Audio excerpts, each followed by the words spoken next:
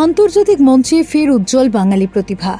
থাইল্যান্ডের রাজধানী ব্যাংককের holiday in ব্যাংককে গত 22 আগস্ট অনুষ্ঠিত হয় মর্যাদাপূর্ণ দ্য ইন্টারন্যাশনাল অ্যাওয়ার্ড সামিট 2026।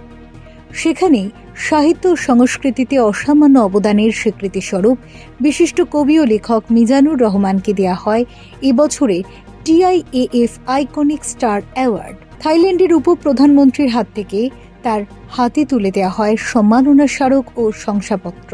বিশ্বের বিভিন্ন প্রান্তের সফল ব্যক্তিত্ব, উদ্যোক্তা, শিক্ষাবিদদের উপস্থিতিতে জমকালো অনুষ্ঠানের আয়োজন করা হয়।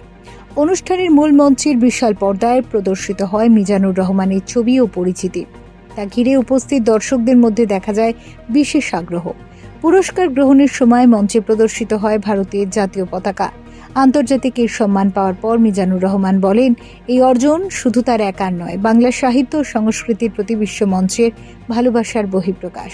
এই সম্মান তাকে ভবিষ্যতে আরও ভালো লেখার প্রেরণা যোগাবে বলেও জানান তিনি। উল্লেখ্য, TIAF বা দ্য ইন্টারন্যাশনাল অ্যাওয়ার্ড সামিট প্রতি বছর বিশ্বজুড়ে নেতৃত্ব উদ্ভাবনের সঙ্গে জড়িত ব্যক্তিত্বদের সম্মানিত করে আসছে।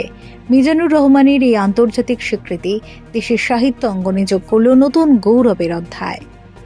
ফিউরো রিপোর্ট, চ্যানেল 10।